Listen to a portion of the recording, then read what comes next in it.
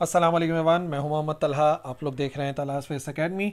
सो बच्चों, आज की वीडियो में हम लोग यूनिट 21 फिजिक्स ऑफ सॉलिड्स से रिलेटेड न्यूमेरिकल सॉल्व करेंगे, जो टेक्स्ट बुक न्यूमेरिकल्स हैं, जिनका ताल्लुक basically modulus of elasticity, modulus of rigidity और मॉड्यूलस ऑफ कंप्रेसिबिलिटी से है। तो चलिए शुरू करते हैं with question number 1। The lead in pencils is a graphite composition with a Young modulus of 1.0 exponent 9 Newton per metre square. Pencils में जो लेड लगा हुआ होता है, जो कि बेसिकली ग्रेफाइट कंपोजिशन होती है, उसका यंग्स मॉड्यूलस गिवन है। अच्छा, अब इस चैप्टर के न्यूमेरिकल्स की सबसे अच्छी बात पता है क्या है कि आमतौर पे टॉपिक का नाम जो है ना वो लिखा हुआ होगा क्वेश्चन के अंदर। जैसे यहाँ पर जैसे ही आप क्वेश्चन पढ़ोगे तो आपको लिखा हुआ नजर आएगा यंग्स मॉड्यूलस। इसका मतलब फॉर्मूला जो है वो यंग्स मॉड्यूलस का अप्लाई करना है। तो ये तो हमारे लिए बेनिफिशियल बात हो जाएगी, ठीक है। अच्छा, मालूम क्या करना है? Calculate the change in length of the lead. Lead की लंबाई में कितना फर्क आएगा किसी ऑटोमेटिक पेंसिल के अंदर। जो ऑटोमेटिक पेंसिल होती है, अगर आप उस पर टैप करते हैं, यानी कि आप फोर्स अप्लाई करते हैं straight into the pencil with a force of 4.0 Newton के बराबर, ठीक है ना। आपने चेंज इन लेंथ मालूम करना है ग्रेफाइट में जो आएगा, जबकि जो फोर्स आप अप्लाई कर रहे हैं वो 4 न्यूटन की है, और लेड जो है वो 0.50 मिलीमीटर है इन डायमीटर, यानी उसका डायमीटर जो है वो इतना है 0.50, और 60 मिलीमीटर उसकी लंबाई है। तो एक्चुअली देखो, ऐसी एक ऑटोमेटिक पेंसिल होती है ना जिसमें नीचे जो है वो लेड लगा हुआ होता है। देखो, अगर हम इसके अंदर देखते हैं तो हमें नज़र आएगा कि भाई यहाँ पर जो है ना लेड मौजूद होता है। अच्छा, अब उस लेड से रिलेटेड जो है हमारे पास सबसे पहले तो गिवन है कि इसकी लेंथ बराबर है 60 मिलीमीटर के, और इसका जो डायमीटर है वो 0.5 मिलीमीटर के बराबर है, और हम डायरेक्टली इसको टैप कर रहे हैं 4 न्यूटन की फोर्स के साथ। तो बस सवाल ये है कि जब हम जाहिर सी बात है ऊपर से इसको कंप्रेस करेंगे तो इसकी लंबाई के अंदर कुछ चेंज आएगा, तो वो चेंज जो है हमें कैलकुलेट करना है कि चेंज इन लेंथ कितना आएगा, ठीक है। तो अब क्वेश्चन को देखते हुए डेटा बना लेते हैं, फिर सॉल्व करेंगे। यंग मॉड्यूलस क्वेश्चन का टॉपिक तो हमें समझ में आ गया कि हाँ भाई यहाँ पे यंग्स मॉड्यूलस वाला फॉर्मूला यूज़ होगा। सबसे पहली बात, यंग्स मॉड्यूलस गिवन है। यंग मॉड्यूलस को हम y से जाहिर करते हैं generally. So y is equal to 1.0 10⁻⁹ newton per metre square. इसके अलावा मालूम हमें क्या करना है? मालूम करना है हमें चेंज इन लेंथ, ठीक है। चेंज इन लेंथ मालूम करना है, डेल्टा एल, ये हमें फाइंड करना है। अच्छा जी, जो फोर्स हमने अप्लाई करी है, फोर्स को F से जाहिर करेंगे, 4 न्यूटन के बराबर है 4.0 या 4, और डायमीटर जो है, डायमीटर D से शो करेंगे, यह है 0.50 मिलीमीटर, जिसको हाथ के हाथ कन्वर्ट कर लेते हैं। आपको पता है मिलीमीटर में तो हम सॉल्व करते नहीं, हमें मीटर में सॉल्व करना चाहिए। तो हम क्या करेंगे, हम इसको मिलीमीटर में कन्वर्ट करेंगे, मिलीमीटर से मीटर में कन्वर्ट करेंगे। कैसे पॉसिबल है? मिली का मतलब होता है 10⁻⁻3, तो ये हो जाएगा 0.50 10⁻⁻3 मीटर्स। इसी तरीके से आखिरी चीज़ क्या है? लेंथ गिवन है, तो ये आ गई लेंथ। लेंथ को एल से शो करेंगे, और ये 60 मिलीमीटर है, जिसको अगर आप एक्सपोनेंट 3 लिख भी दोगे तो हम लिख सकते हैं इसको 60 एक्सपोनेंट माइनस का 3 मीटर, और चाहो तो आप इसको बराबर ले सकते हो 0.06 मीटर के। एक्सपोनेंट में भी सॉल्व करोगे तब भी सेम ही रहेगा, वैसे भी सेम ही रहेगा, ठीक है जी। अब आपको ना फॉर्मूला पता होना चाहिए, जो कि यंग मॉड्यूलस का फॉर्मूला है। यंग मॉड्यूलस का फॉर्मूला होता है basically y is equal to F into L A into delta L. वैसे तो स्ट्रेस अपॉन स्ट्रेन होता है, लेकिन जब वैल्यूज पुट करते हैं तो ये बन जाता है हमारे पास F L divide by A delta L. अच्छा जी, डेल्टा एल मालूम करना है तो रीअरेंज कर लो। डेल्टा एल बराबर आएगा एफ एल डिवाइडेड बाय ए आ गया और y आ गया। अब पता है यहाँ पे हमें रुकना पड़ेगा। इक्वेशन नंबर 1, क्या f मालूम है? जी हाँ मालूम है। l मालूम है? जी हाँ मालूम है। a का मसला है, एरिया नहीं मालूम, तो हमें इसका एरिया ऑफ क्रॉस सेक्शन निकालना पड़ेगा कि इसका जो क्रॉस सेक्शन होगा, अगर आप ऊपर से देखोगे इसको लेड को, तो आपको क्या नज़र आएगा? ये कौन सी शक्ल नज़र आ रही है? ये आपको एक सर्कल नज़र आ रहा है। तो जो हमें निकालना होगा ना, इसका एरिया ऑफ क्रॉस सेक्शन, वो अलग से कैलकुलेट करते हैं। Area of cross section basically बराबर होता है ए का formula, A is equal to pi d² over 4, ठीक है। वैसे तो फॉर्मूला ये भी हो सकता है पाई आर स्क्वायर, लेकिन क्योंकि डायमीटर गिवन है ना, तो आपको पता है रेडियस जो है वो डायमीटर का हाफ होता है, तो इसको आप क्या कर सकते हो, रेडियस की जगह पर आप लिख सकते हो d/2। सही है ना, और स्क्वायर अपनी जगह पे रहेगा। रेडियस को डायमीटर में कन्वर्ट करने वाला फार्मूला बता रहा हूँ। तो बेसिकली फार्मूला बनता है पाई d²/4, वही मैंने यहाँ पे लिखा। तो अगर रेडियस गिवन होता तो पाई आर स्क्वायर डायरेक्ट अप्लाई करो, और अगर डायमीटर है तो पाई d²/4 अप्लाई करेंगे। तो ठीक है, वैल्यूज़ पुट करते हैं।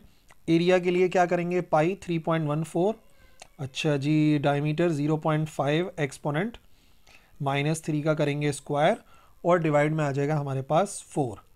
ठीक है, कैलकुलेटर से वैल्यूज पुट करते हैं। 3.14 इंटू 0.5 10⁻³ का स्क्वायर, और डिवाइड बाय 4, 1.96 10⁻⁻7 मीटर्स। ठीक है जी, एरिया आ गया। यही एक प्रॉब्लम थी। अब इक्वेशन 1 में पुट करके ना चेंज इन लेंथ मालूम कर सकते हैं। चेंज इन लेंथ बराबर था F into delta L. F change और सॉरी वो था 0.06 जो लेंथ थी, F into L divide by area 1.96 10⁻⁻7, और यंग मॉड्यूलस था 1.0 10⁻⁹। ठीक है, ब्रैकेट लगा के सिंप्लीफाई करना। अच्छा जी, ऊपर सॉल्व करोगे तो ये तो हो जाएगा बराबर 0.24 के, और ये डिवाइड वाली वैल्यू बराबर आ जाएगी 196। So change in length is equal to 1.22 10⁻⁻3 metre आएगा। और क्योंकि आपको नज़र आ रहा है कि हाँ भाई -3 में आंसर आ रहा है, तो आप इसको कन्वर्ट कर सकते हैं मिलीमीटर्स में। तो एक्चुअली एक्यूरेट आंसर आ जाएगा 1.22 मिलीमीटर्स।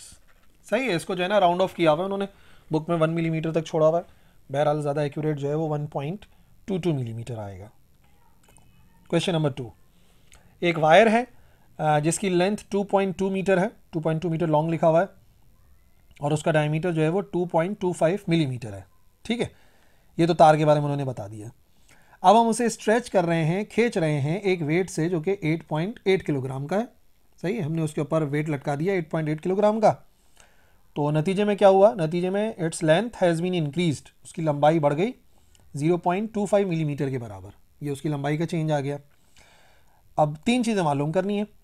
फाइंड द स्ट्रेस, पहले स्ट्रेस चाहिए, फिर स्ट्रेन चाहिए, फिर young modulus of the material चाहिए, और वैल्यू ऑफ जी जो है वो आपने 9.8 ही इस्तेमाल करनी है क्योंकि यहाँ पे मेंशन है। मिसाल के तौर पे हमने एक वायर को लटकाया यहाँ से जिसकी लंबाई 2.2 मीटर के बराबर है। ठीक है, और इसका डायमीटर 2.25 मिलीमीटर है, ये भी हमें पता लग गया। फिर हमने इसके ऊपर एक वेट को हैंग कर दिया 8.8 किलोग्राम का। नतीजे में क्या होगा, नतीजे में ये थोड़ा सा खिंच जाएगा। आप देखो तो एक्चुअल लेंथ इतनी थी, ये इसकी एक्चुअल लेंथ थी, और फिर इसकी लंबाई के अंदर कुछ चेंज आ गया 0.25 मिलीमीटर का। अब सवाल क्या है, स्ट्रेस चाहिए, स्ट्रेन चाहिए, और फिर ये जो मटेरियल है तार का, इसका यंग मॉड्यूलस मालूम करना है। ठीक है, तो ये हो गया हमारे पास सवाल। बनाते हैं इसका डेटा। लेंथ कितनी है, लेंथ को L से जाहिर करेंगे, ये बराबर है 2.2 मीटर के। उसके बाद डायमीटर है, ठीक है, डायमीटर को D, और ये मिलीमीटर में गिवन है ना 2.25 मिलीमीटर, और मिली का मतलब आपको पता है 2.25 10⁻⁻³ मीटर हो जाएगा। ठीक है, ये भी हमने कन्वर्ट कर लिया हाथ के हाथ। मास कितना गिवन है, मास M है 8.8 किलोग्राम के बराबर, और फाइनली हमें चेंज इन लेंथ भी गिवन थी कि लंबाई में कितना फ़र्क आ गया। Change in length, change in length ये है 0.25 मिलीमीटर, और फिर दोबारा वही बात है, मिली का मतलब 10⁻⁻3, तो ये 0.25 एक्सपोनेंट -3 मीटर हो जाएगा। अब क्या क्या चाहिए, सबसे पहले स्ट्रेस, ए कर देता हूँ इसको, स्ट्रेस चाहिए, सिग्मा से शो करते हैं। फिर हमें मालूम करना है स्ट्रेन, जिसको एप्सिलॉन से जाहिर किया जाता है, और तीसरे नंबर पे हमें मालूम करना है इसका यंग मॉड्यूलस। ठीक है, तीसरा जो है वो यंग्स मॉड्यूलस है, और यंग मॉड्यूलस को आपको पता है हम जाहिर करते हैं y से। तो 3 चीज़ें रिक्वायर्ड हैं, वन बाय वन कैलकुलेट करेंगे। एक तो फ़ायदा ये हो गया कि तीनों चीज़ें जो भी हमें मालूम करनी है ना वो क्लियरली मैंशनड है। सबसे पहले अगर मैं स्ट्रेस की बात करूं तो स्ट्रेस की डेफिनेशन होती है फोर्स पर यूनिट एरिया। सही ना, स्ट्रेस होता है फोर्स पर यूनिट एरिया। तो अब फोर्स तो बेसिकली हम निकाल लेंगे क्योंकि इसके ऊपर जो फोर्स लग रही है नीचे की तरफ उसे हम एक्चुअली वेट कहते हैं। तो फोर्स तो मैं वेट से निकाल लूँगा। अब क्या है, एरिया भी निकालना पड़ेगा। तो एक काम करते हैं, हम यहाँ पर दोनों चीज़ें ना अलग से कैलकुलेट कर लेते हैं और फिर इधर पुट कर लेंगे, प्रॉब्लम सॉल्व हो जाएगी। ठीक है ना, नहीं तो आप इधर भी फार्मूला पुट कर सकते हो। तो अगर मैं पहले फोर्स की वैल्यू निकालता हूँ तो आपको पता है फोर्स बराबर होगी वेट के। ठीक है, और वेट बराबर होता है mg के। मास है 8.8 और इसको मल्टीप्लाई कराएंगे 9.8 से। ये जो आंसर आएगा ना, ये आंसर हमारे पास आ जाएगा डायरेक्टली फोर्स का 8.8 इंटू 9.8, 86.24 न्यूटन्स। ठीक है, फोर्स का मसला हल हो गया। अब सेकंड आ जाओ, area. Area of cross section का तो मैंने आपको बता ही दिया। एरिया ऑफ क्रॉस सेक्शन का फॉर्मूला होता है A is equal to pi D square over 4, 3.14 pi की वैल्यू। अच्छा जी, डायमीटर था 2.25, 10 रेज टू दी पावर -3 का स्क्वायर और फिर डिवाइड कराएंगे 4 से। ठीक है, तो डायरेक्टली कैलकुलेट करेंगे एरिया और फिर वहाँ पुट कर देंगे। क्या वैल्यू है, 3.14 इंटू 2.25 एक्सपोनेंट -3 का करेंगे स्क्वायर। ठीक है, और फिर डिवाइडेड बाय ये आ जाएगा हमारे पास 4 के बराबर। तो ये आंसर आ जाएगा 3.97 10 raise to the power -6 metre square. ठीक है जी, एरिया आ गया, फोर्स आ गई। तो जो इक्वेशन 1 हमने बनाई थी स्ट्रेस का फॉर्मूला वो आता है फोर्स पर यूनिट एरिया। तो फोर्स कितनी थी, फोर्स आई थी हमारे पास, यहाँ पे पुट करेंगे। फोर्स है 86.24 और उसको एरिया से डिवाइड करा देंगे। 86.24 divide by 3.97 10 raise to the power -6। ठीक है जी, ये हो गया 86.24 डिवाइडेड बाय 3.97 एक्सपोनेंट -6। ये आंसर आ जाएगा हमारे पास 2.17 sigma is equal to 2.17 10 raise to the power 7 newton per metre square. ठीक है जी, स्ट्रेस का मसला हल हो गया। तो अब स्ट्रेन की बारी है। जो सेकंड चीज़ हमें फाइंड करनी थी वो थी स्ट्रेन। और स्ट्रेन तो बड़ी आसान सी बात है, लॉन्गिट्यूडनल स्ट्रेन बराबर होता है change in length per unit original length, जिसका कोई यूनिट नहीं होता।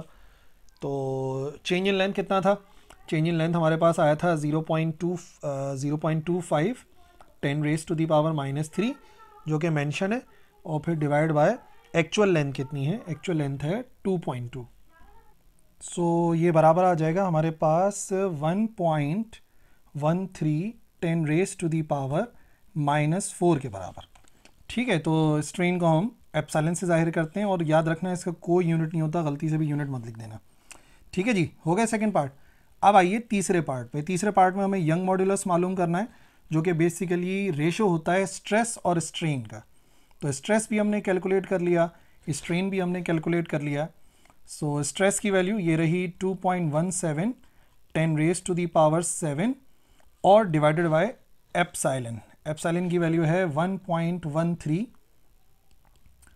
10 रेज टू दी पावर -4। ठीक है, इससे आ जाएगा उसका यंग मॉड्यूलस, वो जो मटेरियल ऑफ फायर है ना उसका यंग मॉड्यूलस आ जाएगा। तो ये आ गया 2.17 एक्सपोनेंट 7 और फिर इसको डिवाइड कराना है 1.13 एक्सपोनेंट -4। ठीक है, ये हो गया 1.92। यंग मॉड्यूलस की वैल्यू आ जाएगी 1.92 10 raise to the power 11 newton per metre square. ठीक है जी, अब करेक्ट आंसर तो ये है, लेकिन आप चाहो तो आप इसको राउंड ऑफ कर सकते हो। तो राउंड ऑफ होके ये वैल्यू बराबर आ सकती है y की 2 exponent 11 newton per metre square. तो चाहे आप राउंडेड ऑफ वैल्यू लिखो या ये वाली वैल्यू लिखो, ठीक है, दोनों करेक्ट है। अब आइए क्वेश्चन नंबर 3 की तरफ। क्वेश्चन नंबर 3, एक फार्मर है जिसने एक जूस बनाया, making juice fills a glass bottle. और उसने उस ग्लास बॉटल को जूस से भर दिया टू द ब्रिम, बिल्कुल टॉप तक भर दिया, एंड कैप्स इट टाइटली। ठीक है जी, एक बोतल के अंदर जूस भरा मतलब, और फिर उसको टाइट कर दिया। फिर क्या हुआ, जो जूस है वो एक्सपेंड करेगा गिलास से ज़्यादा। जैसे ही हम उसको गर्म करते हैं तो गिलास उतना एक्सपेंड नहीं होता जितना कि जो है वो जूस एक्सपेंड हो जाएगा, और इस तरीके से जो वॉल्यूम इंक्रीज होगा वो सिर्फ 0.2% के बराबर होगा। अच्छा, उन्होंने हिंट भी दी हुई है कि 0.2% का क्या मतलब होता है। 0.2% का मतलब होता है change in volume per unit original volume. Change in volume per unit original volume बराबर आएगा 2 exponent -3 relative to the space available. जो स्पेस अवेलेबल है उसके लिहाज से वॉल्यूम में इतना फर्क आ जाएगा। अब क्या कैलकुलेट करना है, calculate the normal force. Normal force exerted by the juice. Juice कितनी नॉर्मल फोर्स अप्लाई करेगा पर स्क्वायर सेंटीमीटर। अच्छा, वैसे अगर फोर्स पर स्क्वायर मीटर होता है ना, तो उसको हम कहते हैं नॉर्मल फोर्स पर स्क्वायर मीटर, तो उसे हम प्रेशर कहते हैं। तो बेसिकली इन्होंने लिख तो दिया कि normal force exerted by the juice पर स्क्वायर सेंटीमीटर। बेसिकली वो कह रहे हैं कि आप प्रेशर मालूम करें, और प्रेशर का जो यूनिट है वो आप पर स्क्वायर सेंटीमीटर रखें। सही है ना, डायरेक्टली नहीं बोला कि प्रेशर मालूम करना है, बस उन्होंने बोल दिया नॉर्मल फोर्स पर स्क्वायर सेंटीमीटर। वैसे जो प्रेशर होता है पास्कल वो पर मीटर स्क्वायर होता है ना, तो बस हमें यूनिट कन्वर्ट करना पड़ेगा, सेंटीमीटर स्क्वायर में करना पड़ेगा। और बल्क मॉड्यूलस जो है वो 1.8 10⁻⁹ न्यूटन पर मीटर स्क्वायर के बराबर होता है बल्क मॉड्यूलस। और अज्यूम ये करना है कि बॉटल ब्रेक नहीं हो रही। तो बड़ा सिंपल सा एक न्यूमेरिकल है, बस हमारे पास एक बॉटल है, उसको हमने बिल्कुल टॉप तक भर दिया जूस से, और ऊपर से जो है वो टाइटली कैप पैक कर दिया। अब जैसे ही ये थोड़ा सा वार्म होता है तो ये जो बॉटल है वो जो जूस है वो थोड़ा सा एक्सपेंड होता है, ना होने के बराबर का एक्सपेंड हो रहा है, सिर्फ 0.2% एक्सपेंड होता है। तो अब हमें क्या मालूम करना है, अब हमें मालूम करना है कि भाई कितना फोर्स होगी नॉर्मल फोर्स पर सेंटीमीटर स्क्वायर। ये एक रिक्वायरमेंट है कि आंसर आपने सेंटीमीटर स्क्वायर में देना है। ठीक है जी, तो पहले लिख देते हैं जो change in length per change in volume per unit original volume. ठीक है, यानी कि हमें delta V divide by V given है 0.2% के बराबर। अच्छा, परसेंट का मतलब होता है पर 100। परसेंट का मतलब क्या होता है, ये परसेंटेज में गिवन था, तो अब मैं इसको नॉर्मल वैल्यू में लिखना चाह रहा हूँ। तो हम क्या करेंगे, इसको डिवाइड कराएंगे 100 से, परसेंट यानी कि पर 100। तो ये बराबर आ जाएगा 2 एक्सपोनेंट -3 के बराबर, और कोई यूनिट नहीं होगा, ऊपर भी वॉल्यूम है नीचे ही वॉल्यूम है, तो इसका कोई यूनिट तो आएगा नहीं। अच्छा जी, मालूम करना है हमें प्रेशर। ये बात आप याद रखें, हमें प्रेशर मालूम करना है, या चेंज इन प्रेशर कह लो, डेल्टा पी कर देते हैं, चेंज इन प्रेशर मालूम करना है। बट ये जो आंसर हमें चाहिए, ये हमें चाहिए पर स्क्वायर सेंटीमीटर में। दिस इज इंपॉर्टेंट कि पर स्क्वायर सेंटीमीटर में चाहिए। और फिर आखिरी चीज़ जो गिवन है वो हमें बल्क मॉड्यूलस गिवन है। बल्क मॉड्यूलस है 1.8 10⁻⁹ न्यूटन पर मीटर स्क्वायर। यानी जब हम सॉल्व करेंगे तो आंसर तो न्यूटन पर मीटर स्क्वायर में आएगा, बट उसको हमें सेंटीमीटर स्क्वायर में कन्वर्ट करना पड़ेगा। वैल्यूज पुट करते हैं सोल्यूशन के लिए। तो ये आ गया हमारे पास सोल्यूशन। फॉर्मूला क्या है बल्क मॉड्यूलस का, वो तो आप याद करें। According to the definition of bulk modulus, value हमें चाहिए बल्क मॉड्यूलस की। तो बल्क मॉड्यूलस एक्चुअली बी से जाहिर होता है, और वो होता है कितना प्रेशर में चेंज आया डिवाइडेड बाय वॉल्यूमेट्रिक स्ट्रेन होता है। कितना प्रेशर में चेंज आया और डिवाइड कराते हैं वॉल्यूमेट्रिक स्ट्रेन से। ठीक है, तो ये चीज़ हमें गिवन है, हमें चेंज इन प्रेशर मालूम करना है। डेल्टा पी बराबर आ जाएगा bulk modulus multiply by change in volume per unit original volume. Bulk modulus given था हमें 1.8 10⁻⁹ के बराबर, और इसको मल्टीप्लाई करना है हमें किससे मल्टीप्लाई करना है 2 एक्सपोनेंट -3 से। ठीक है, तो ये डेल्टा पी आ जाएगा, मल्टीप्लाई होके ये वैल्यू बन जाएगी 3.6 10⁻⁶ न्यूटन पर मीटर स्क्वायर। सही है भाई, इसका तो कोई यूनिट था ही नहीं ना, डेल्टा वी अपॉन वी का। हाँ, बल्क मॉड्यूलस का जो यूनिट था वो न्यूटन पर मीटर स्क्वायर था, तो हमने प्रेशर लिख दिया न्यूटन पर मीटर स्क्वायर वाला। बट अब क्योंकि क्वेश्चन में रिक्वायर्ड है कि ये आंसर हमें चाहिए पर सेंटीमीटर स्क्वायर, तो हम पर सेंटीमीटर स्क्वायर में करेंगे। स्क्वायर सेंटीमीटर में ले जाने के लिए ये बात याद रखो कि 1 स्क्वायर मीटर बराबर होता है 100 स्क्वायर, ठीक है, किसके, सेंटीमीटर स्क्वायर के, क्योंकि 1 मीटर में 100 मीटर होते हैं, तो स्क्वायरिंग करेंगे तो इधर भी 100 आ जाएगा। इट मीन्स अगर आपको आंसर चाहिए सेंटीमीटर स्क्वायर में तो आपको डिवाइड करना पड़ेगा 100 के स्क्वायर से, यानी कि 10,000 से। तो ये लिखा हुआ है 3.6 10 raise to the power 6 divide by this value, ये बराबर आ जाएगा 360 न्यूटन पर सेंटीमीटर स्क्वायर के बराबर। इसका मतलब इस केस में जो प्रेशर है वो हो जाएगा 360 न्यूटन पर सेंटीमीटर स्क्वायर के बराबर, ठीक है ना, प्रेशर का चेंज है।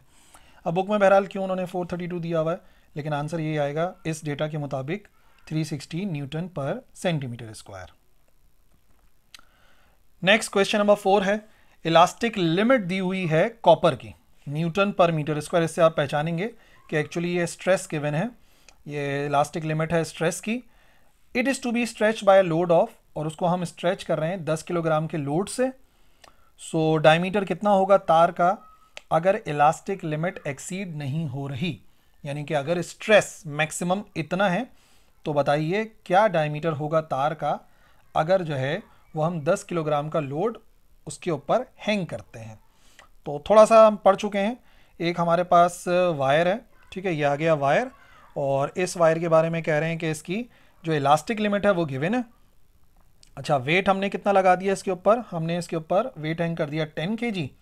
तो पता करना है कि इसका डायमीटर कितना होगा, लंबाई वगैरह कुछ भी नहीं गिवन है, जस्ट हमें डायमीटर कैलकुलेट करना है। और इलास्टिक लिमिट ना एक्सीड नहीं हो रही, दिस इज़ वेरी इंपॉर्टेंट। तो बना लेते हैं भाई डेटा, और तो कुछ है नहीं ज़्यादा कुछ। ये जो हमें दी हुई है ना इलास्टिक लिमिट, बेसिकली ये स्ट्रेस की वैल्यू होती है, आप इसके यूनिट से पहचान सकते हो। तो हमें जो मैक्सिमम स्ट्रेस गिवन है जिसे हम सिग्मा से जाहिर करते हैं वो है 1.5 10 raise to the power 8 newton per metre square. अच्छा, कितना मास हमने इसके ऊपर हैंग करा, मास है 10 kg।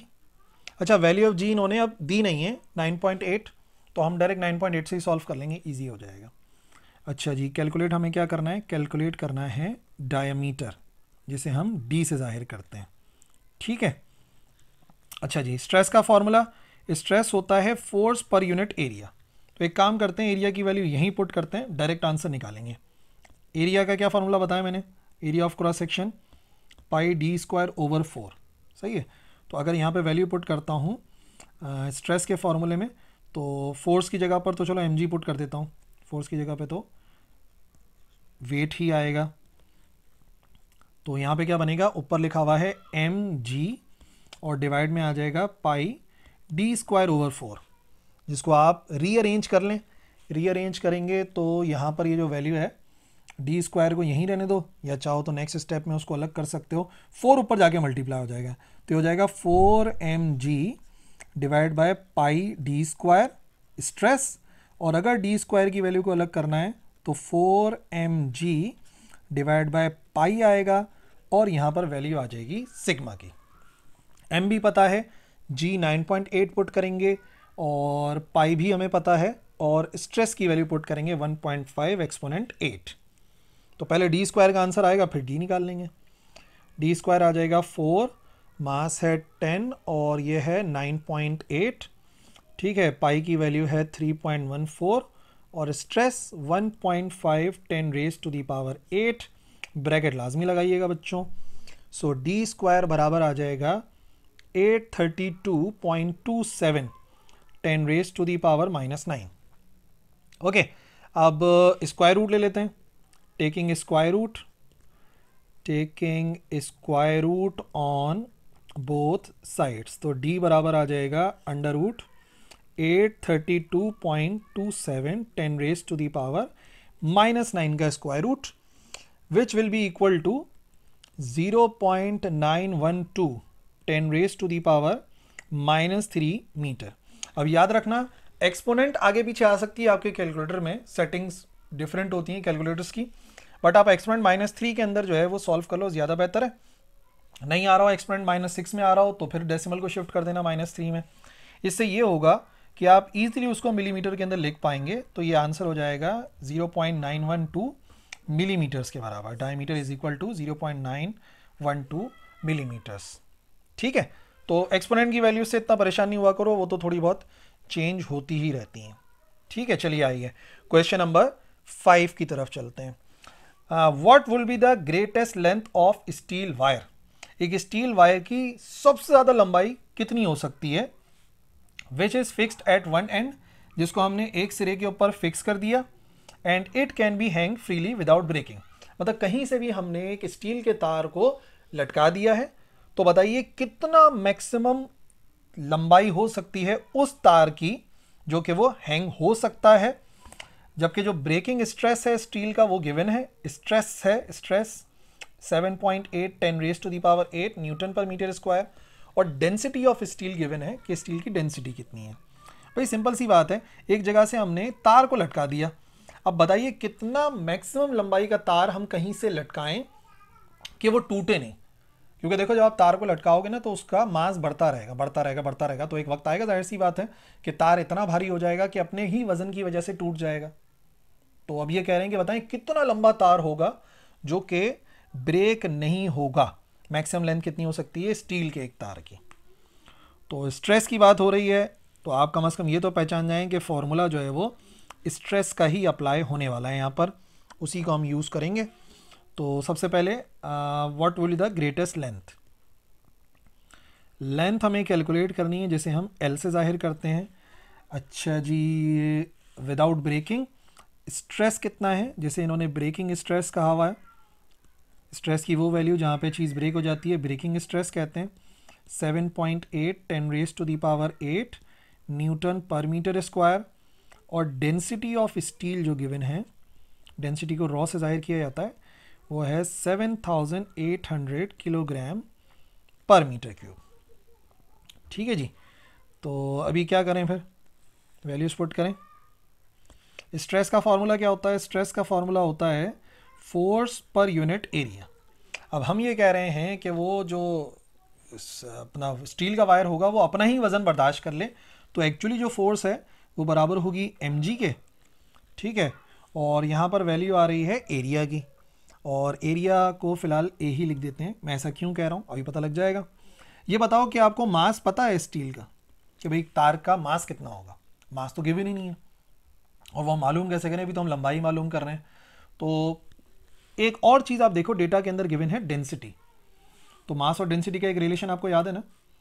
अगर मैं डेफिनेशन ऑफ डेंसिटी इस्तेमाल करता हूँ, according to the definition of density, तो डेंसिटी बराबर होती है मास पर यूनिट वॉल्यूम के।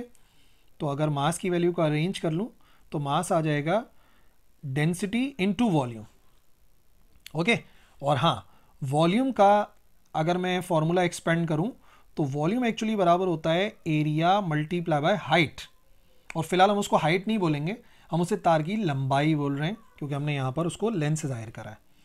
याद है ना बच्चों, वॉल्यूम का फॉर्मूला क्या होता है? Length into breadth into height, और लेंथ इनटू ब्रेथ जो है वो एरिया हो सकता है। तो हम कह सकते हैं एरिया इनटू हाइट वॉल्यूम होता है।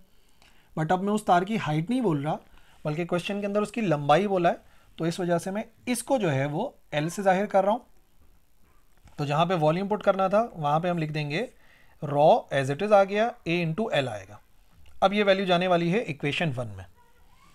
तो क्या बनी हमारे पास इक्वेशन 1 इम्प्लाइज दैट जो स्ट्रेस है वो बराबर आ जाएगा rho A into L into g divided by, ये पूरा मास की जगह पर आ गया और डिवाइड में लिखा हुआ है ए, तो कैंसिल हो गया एरिया से एरिया। लेंथ को अलग कर लो, लेंथ को जैसे ही आप रीअरेंज करेंगे तो फॉर्मूला क्या बनेगा? सिग्मा के साथ जाके डिवाइड हो जाएगा रॉ इनटू जी। सिग्मा ब्रेकिंग स्ट्रेस है, डेंसिटी है, और वैल्यू ऑफ जी, जिसको आप 9.8 या 10 यूज़ कर सकते हैं। तो ये हो जाएगा हमारे पास 7.8 10⁻⁸ डिवाइडेड बाय, अच्छा जी डेंसिटी कितनी गिवन थी? 7800 इंटू 9.8 से सॉल्व कर लो या 10 से सॉल्व कर लो, एक ही बात है, इतना कोई फ़र्क नहीं आएगा। ठीक है जी, ये हो गया आंसर 10.2 10⁻³ मीटर के बराबर। ठीक है, अब वैसे तो आप ये आंसर दे सकते हैं 10.2 10⁻³ मीटर, बट क्लियरली आपको नज़र आ रहा है कि ये आंसर बहुत लंबा है। तो समझने के लिए मैं यहाँ पे इसको 10 की पावर 3 का मतलब होता है किलो, मैं इसको किलो में लिख देता हूँ, तो ये हो जाएगा किलोमीटर। यानी कि स्टील का तार अगर उसकी लंबाई 10.2 किलोमीटर है तो वो ब्रेक नहीं होगा अपने वजन की वजह से। अगर लंबाई इससे एक्सीड करती है तो ऐसा स्टील का तार अपने ही वजन की वजह से ब्रेक हो जाएगा। ठीक है ना, जाहिर सी बात है, ब्रेकिंग स्ट्रेस से ज़्यादा ही होगा। अच्छा जी, क्वेश्चन नंबर 6 की तरफ आते हैं।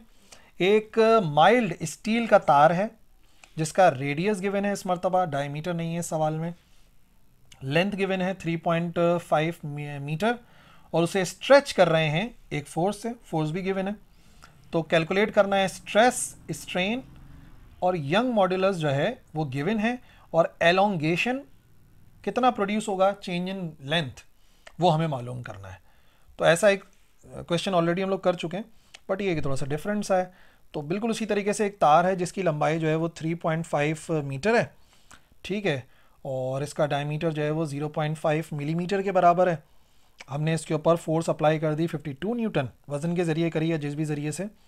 तो सवाल ये है कि चेंज इन लेंथ कितना होगा और स्ट्रेन कितना होगा और स्ट्रेस कितना होगा। इजी क्वेश्चन है, वैसे तो आप इसको कर सकते हैं, लेकिन मैं फिर भी सॉल्व करके बताता हूँ ताकि किसी बच्चे को अगर कोई भी कन्फ्यूजन हो ना तो वो दूर हो जाए। इस मरतबा हमें गिवन है radius, so r is equal to 0.55 millimetre. तो ये 55 10⁻³ मीटर हो जाएगा। अच्छा जी, लेंथ L 3.5 मीटर, फोर्स यानी कि F 52 न्यूटन। पहली चीज़ क्या रिक्वायर्ड है, पहली चीज़ रिक्वायर्ड है स्ट्रेस, दूसरी चीज़ रिक्वायर्ड है लॉन्गिट्यूडनल स्ट्रेन, और तीसरी चीज़ रिक्वायर्ड है एलोंगेशन, लंबाई में कितना चेंज आएगा। जबकि यंग मॉड्यूलस जो है वो गिवन है 2.1 10⁻11 न्यूटन पर मीटर स्क्वायर। तो शुरुआत करते हैं स्ट्रेस से, ठीक है, लेकिन एक काम कर सकते हो, पता है आप एरिया पहले से मालूम भी कर सकते हो, या चाहो तो आप जो है वो इधर पुट भी कर सकते हो। दोनों सूरतों में आंसर तो इक्वली आना है, जो आपको फीजिबल लगे। तो ए पार्ट सॉल्व कर रहे हैं। स्ट्रेस बराबर होता है फोर्स पर यूनिट एरिया, और एरिया किसके बराबर होता है अगर रेडियस गिवन हो, एरिया होता है पाई आर स्क्वायर के बराबर। ठीक है ना, एक्चुअल फॉर्मूला तो पाई आर स्क्वायर ही है, क्रॉस सेक्शन का, सर्किल जो नज़र आता है क्रॉस सेक्शन, वो तो मैं कन्वर्ट कर रहा था ना डायमीटर वाले में। तो force divide by pi R square, stress बराबर आएगा फोर्स डिवाइड बाय फोर्स कितनी थी 52, और पाई होता है आपको पता है 3.14, और आर का करेंगे स्क्वायर यानी कि 0.55 -3 का करेंगे स्क्वायर। ठीक है, तो 52 डिवाइड बाय ये वैल्यू हो गई 54.7 10⁻7 Newton per metre square. Okay जी, स्ट्रेस का मसला हल हो गया। अब आइए स्ट्रेन निकालते हैं, लेकिन पता है क्या, स्ट्रेन का फॉर्मूला तो होता है change in length per unit original length, और चेंज इन लेंथ तो मुझे पता ही नहीं है। तो एक काम करते हैं, यंग मॉड्यूलस का फॉर्मूला इस्तेमाल करके स्ट्रेन मालूम करते हैं। यंग मॉड्यूलस बराबर होता है स्ट्रेस डिवाइड बाय स्ट्रेन। तो रीअरेंज कर लो, हमें तो स्ट्रेन मालूम करना है, तो ये आ जाएगा stress divide by Young's modulus. Stress अभी अभी मालूम करा कितना है 54.7 10⁻7, और यंग मॉड्यूलस गिवन था 2.1 10⁻11। ये हमारे पास आएगा strain which has no unit. So calculate करेंगे, स्ट्रेन बराबर आ गया 2.60 10⁻⁻4 विदाउट एनी यूनिट। पहला आंसर ये रिक्वायर्ड था, आ गया, दूसरा ये रिक्वायर्ड था, और तीसरा हमें चाहिए elongation, B part, C part. Elongation strain से ही मालूम करते हैं, स्ट्रेन होता है change in length per unit original length. अब हमें चेंज इन लेंथ मालूम करना है, लंबाई में कितना फ़र्क आएगा, तो स्ट्रेन को मल्टीप्लाई कराना है सीधा सीधा एक्चुअल लंबाई से। स्ट्रेन था 2.60 10⁻⁻4 विदाउट एनी यूनिट, और लेंथ का जो यूनिट होगा वही चेंज इन लेंथ का आएगा। एक्चुअल लंबाई थी 3.5 मीटर के बराबर। ये आ गई 3.5। So 3.5 into 2.60 10 raise to the power -4, ये आएगा बराबर 0.912 10 रेज टू दी पावर -3। और वैसे तो आंसर मीटर में आ रहा है, लेकिन आपको पता है 10 रेज टू दी पावर -3 का मतलब होता है मिली, तो उसको हम लिख सकते हैं 0.912 मिलीमीटर। यानी जो चेंज आएगा, एलोंगेशन आएगी, खिंचाव आएगा उस तार के अंदर, वो आएगा 0.912 के बराबर। ठीक है जी। Question number 7, calculate change in volume of a lead block. एक लेड का ब्लॉक है, उसमें वॉल्यूम में कितना चेंज आएगा ये कैलकुलेट करना है, जबकि असल वॉल्यूम जो है वो 1.3 मीटर क्यूब के बराबर है। उसके ऊपर प्रेशर अप्लाई करा किसी भी तरीके से 12 ATM के बराबर, 12 atmosphere. So change in volume तो कैलकुलेट करना है। अच्छा, कंप्रेसिबिलिटी भी मालूम करनी है लेड की। कंप्रेसिबिलिटी यानी कंप्रेस होने की सलाहियत, जो कि बल्क मॉड्यूलस का रेसिप्रोकल होता है, वो हमें मालूम करना है। और बल्क मॉड्यूलस गिवन है B80 exponent 9 metre Newton per metre square. तो एक लेड का ब्लॉक है सिंपल, जिसका वॉल्यूम 1.3 मीटर क्यूब है, और हम जो है वो उसके ऊपर प्रेशर अप्लाई कर रहे हैं 12 ATM का। तो जो वॉल्यूम के अंदर चेंज आएगा वो हमें कैलकुलेट करना है। डेटा बनाते हैं। चेंज इन वॉल्यूम कैलकुलेट करना है। Change in volume delta V। ठीक है जी। असल वॉल्यूम कितना है? Original volume. ओरिजिनल वॉल्यूम को V से जाहिर कर देते हैं, 1.3 मीटर क्यूब है। जो प्रेशर अप्लाई करा है ATM में दिया हुआ है, जबकि आपको पता होना चाहिए प्रेशर का जो एक्चुअल यूनिट है वो होता है पास्कल। तो बेसिकली आपको इसको पास्कल में करना पड़ेगा। सो प्रेशर बराबर आएगा 12 into 1.01 10 raise to the power 5 pascal. एक ATM बराबर होता है 1.01 10 raise to the power 5 pascal के बराबर। तो 12 इंटू दिस, ये आ जाएगा कितनी है, 1.212 10 raise to the power 6 pascal. ठीक है जी, ये हो गई हमारे पास वैल्यू, पास्कल की वैल्यू आ गई। अच्छा, बल्क मॉड्यूलस गिवन है और कंप्रेसिबिलिटी मालूम करनी है। सो पहले लिख देता हूँ इधर, बल्क मॉड्यूलस की क्या वैल्यू है? बल्क मॉड्यूलस ये आ गया B, कितना है, 80 exponent 9 Newton per metre square, या पास्कल भी है। और हमें मालूम करनी है इसकी कंप्रेसिबिलिटी कितनी होगी। तो ये आ गई हमारे पास कंप्रेसिबिलिटी, C से जाहिर करेंगे। ठीक है, बस नेक्स्ट पेज पे जाते हैं। बल्क मॉड्यूलस गिवन है, तो इसका मतलब फॉर्मूला ही बल्क मॉड्यूलस का अप्लाई होगा। ये इस चैप्टर की बड़ी अच्छी बात है कि टॉपिक का नाम जो है ना वो न्यूमेरिकल में मेंशन होगा, तो आपको समझ में आ जाएगी बात। सो बल्क मॉड्यूलस की डेफिनेशन के मुताबिक बल्क मॉड्यूलस बराबर होता है कितना, चेंज इन प्रेशर या प्रेशर, ठीक है, और divide by change in volume per unit original volume, ऐसे लिखते हैं। और यहाँ पर आप चाहो तो इसको रीअरेंज कर लो। बल्क मॉड्यूलस बराबर आ जाएगा कितना प्रेशर है into volume divide by change in volume. हमें चेंज इन वॉल्यूम चाहिए ना, तो डेल्टा V बराबर आएगा कितना प्रेशर है, कितना एक्चुअल वॉल्यूम है, divide by bulk modulus. So pressure की वैल्यू कितनी थी? प्रेशर है 1.212 10 रेज टू दी पावर 6। असल वॉल्यूम है 1.3 मीटर क्यूब, और बल्क मॉड्यूलस था 80 एक्सपोनेंट 9। लेड का बल्क मॉड्यूलस है ना, तो आ जाएगा हमारे पास चेंज इन वॉल्यूम 1.969, जिसको आप राउंड ऑफ कर सकते हो 1.97 10 raise to the power -5 metre cube. ठीक है, ये आ गया हमारे पास चेंज इन वॉल्यूम। और फिर सेकंड पार्ट में हमें कंप्रेसिबिलिटी चाहिए थी। याद रखिए बच्चों, compressibility is the reciprocal of bulk modulus. Bulk modulus का मतलब क्या था? बल्क मॉड्यूलस का मतलब था किसी मटेरियल की वो प्रॉपर्टी जो कंप्रेसिबिलिटी के खिलाफ काम करती है।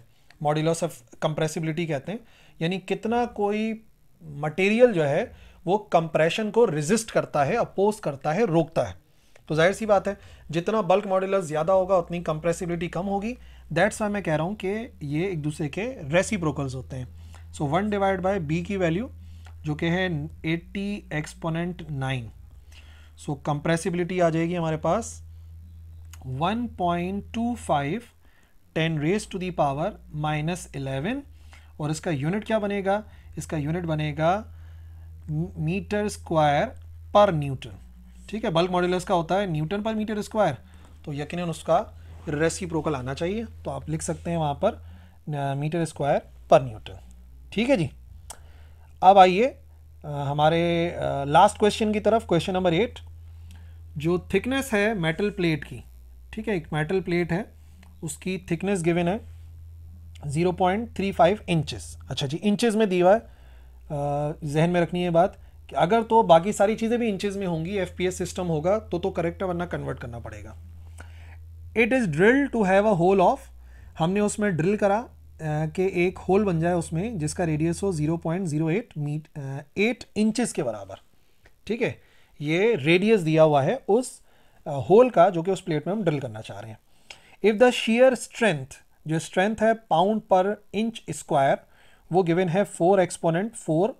ठीक है, ये स्ट्रेंथ गिवन है, स्ट्रेस गिवन है, कितना वो होल्ड कर सकता है। So determine the force needed to make that hole, तो कितनी फोर्स हमें अप्लाई करनी पड़ेगी इस होल को बनाने के लिए। तो देखो थोड़ी बात आपको समझनी पड़ेगी यहाँ पे ना। देखो, एक तो ये आ गई हमारे पास प्लेट, जो कि बिल्कुल आपको मैं ऊपर से दिखा रहा हूँ कि प्लेट कैसी होती है, और फिर एक हम देख लेते हैं उसका एक साइड वर्जन हमें नज़र आएगा प्लेट का। ये एक साइड वर्जन आ गया। अब हम क्या कर रहे हैं, इस प्लेट में एक सर्कुलर ड्रिल करना है ना, तो ऊपर से देखने पे तो वो हमें जस्ट सर्किल नज़र आएगा, और सर्किल का ये जो डिस्टेंस होता है इसको हम रेडियस कहते हैं, और ये जो पूरा हमें ड्रिल करना है जो, इसको हम सर्कमफेरेंस कहते हैं, जो कि 2πr के बराबर होता है। ठीक है, बट अगर आप साइड से देखोगे तो आपको नज़र आएगा कि एक्चुअली यहाँ पर जो ड्रिल होता है वो होता है in form of a cylinder, ये इस तरीके का ना, यानी सर्कमफेरेंस तो 2πr होगा, ऐसे करके आप ऐसे ड्रिल करोगे, लेकिन जो थिकनेस होगी ना प्लेट की, उतनी लंबाई तक आपको ड्रिल करना पड़ेगा। ये मैं इस वजह से बात समझा रहा हूँ क्योंकि अभी एरिया को हमें यूज़ करना है, तो फिर आप बोलोगे एरिया का ये फॉर्मूला कहाँ से आया। तो बच्चों, एक तो सर्कमफेरेंस है, ये वाली आ गई हमारे पास लेंथ, और एक हमारे पास आ गया कि हमें कितनी थिकनेस तक ड्रिल करना है। तो हमें जिस थिकनेस तक ड्रिल करना है उसको हम एल से जाहिर करेंगे, जो मेटल प्लेट की थिकनेस होगी ना। तो एरिया तब मालूम होगा जब हम इन दोनों को मल्टीप्लाई करेंगे। This is very important. अब आइए बात को समझते हैं, डेटा बनाते हैं। मेटल प्लेट की थिकनेस ही सबसे पहले गिवन है, जो कि मैं कह रहा था कि बहुत ही इंपॉर्टेंट है, एल से हमने उसको जाहिर करा हुआ है। तो हम ये कह देते हैं कि ये थिकनेस हो गई मेटल प्लेट की, हम इसको जाहिर कर रहे हैं एल से 0.35 इंचेस। ठीक है, अच्छा रेडियस भी इंचेस में है, तो बस ये पुट कर देते हैं। रेडियस भी हमें गिवन है इंचेस के अंदर, आर से जाहिर करते हैं रेडियस को, यह है 0.08 इंचेस। अच्छा, जो स्ट्रेंथ गिवन है हमें, वो स्ट्रेंथ कितनी है, ये आ गई हमारे पास स्ट्रेस की वैल्यू, कि कितना ज़्यादा स्ट्रेस है, इसकी वैल्यू आ जाएगी सिग्मा, ये है 4 एक्सपोनेंट 4 पाउंड पर इंच स्क्वायर। सही है। वैसे क्या होता है, वैसे होता है न्यूटन पर मीटर स्क्वायर, लेकिन जब सिस्टम होता है ना एफपीएस, तो उसमें फुट आता है या इंचेस आते हैं। एफपीएस है, बी बन गया ये फिर आता है पाउंड, और फिर आता है सेकंड। तो अगर एफपीएस यूनिट होता है ना, सिस्टम हम इस्तेमाल करते हैं, तो उसमें इंचेस में होता है और पाउंड्स के अंदर होता है। ठीक है जी, और कुछ गिवन है, हाँ, मालूम करनी है हमें कितनी फोर्स रिक्वायर्ड होगी इसमें ड्रिल करने के लिए। ड्रिल करना है, जाहिर सी बात है, तो फोर्स तो रिक्वायर्ड होगी होगी। अब स्ट्रेस का फॉर्मूला क्या है जो हम इसके ऊपर अप्लाई करना चाह रहे हैं। स्ट्रेस का फॉर्मूला होता है फोर्स पर यूनिट एरिया। अब इस केस के अंदर देखो, एक तो हमें ये सर्कमफेरेंस बनाना है जो कि 2πr के बराबर होता है, और वो सर्कमफेरेंस कितना लंबा बनाना है, वो सर्कमफेरेंस हमें इतनी थिकनेस का बनाना है। तो जो एरिया है बेसिकली वो बराबर आ जाएगा सर्कमफेरेंस इनटू थिकनेस। सर्कमफेरेंस को थिकनेस से मल्टीप्लाई करेंगे, तब जाके हमारे पास एरिया आएगा। और हम चाहें तो हम इसको अलग भी कैलकुलेट कर सकते हैं और एक साथ भी कर सकते हैं। तो इसको इक्वेशन 1 कह के एरिया पहले निकाल लेते हैं। एरिया बराबर आएगा 2π3.14, और रेडियस है 0.08 इंचेस में, और लेंथ या थिकनेस ऑफ प्लेट 0.35 है। अच्छा जी, तो ये एरिया है, ये बराबर आ जाएगा 0.35 175, चाहो तो राउंड ऑफ भी कर लो इसको, इंच स्क्वायर में। जैसे मीटर स्क्वायर में आता है वैसे ही इंच स्क्वायर के अंदर आंसर आ जाएगा। अब एरिया की वैल्यू इक्वेशन 1 में पुट करेंगे, फोर्स को अलग कर लेंगे। तो पुटिंग इन इक्वेशन 1 में वैल्यूज पुट करते हैं तो स्ट्रेस बराबर आएगा, या स्ट्रेस बराबर है फोर्स पर यूनिट एरिया के। तो अगर आपने फोर्स की वैल्यू निकालनी है, स्ट्रेस को एरिया से मल्टीप्लाई करना पड़ेगा। स्ट्रेस जो वैल्यू है हमारे पास वो है 4 एक्सपोनेंट 4 पाउंड पर स्क्वायर इंच, और एरिया हमने अभी भी कैलकुलेट करा है 0.175 के बराबर। अब जो फोर्स आएगी ना वो पाउंड्स में आएगी, इसको आपने जहन में रखना है। ये हो जाएगी वैल्यू हमारे पास 7 एक्सपोनेंट 3, और फोर्स है इसका आंसर आएगा पाउंड्स में, क्योंकि जो क्वेश्चन हम सॉल्व कर रहे थे वो भी हम पाउंड्स के अंदर कर रहे थे। ठीक है जी, तो ये थे हमारे यूनिट 21 यानी कि फिजिक्स ऑफ सॉलिड्स के न्यूमेरिकल, और आई होप आपको समझ में आ गए होंगे। अब आपने क्या करना है, अब आपने प्रैक्टिस करनी है, और कोई भी सवाल है तो वो आपने पूछना है, इंशाल्लाह उसको क्लियर करेंगे। ऑल दी बेस्ट, अल्लाह हाफिज़।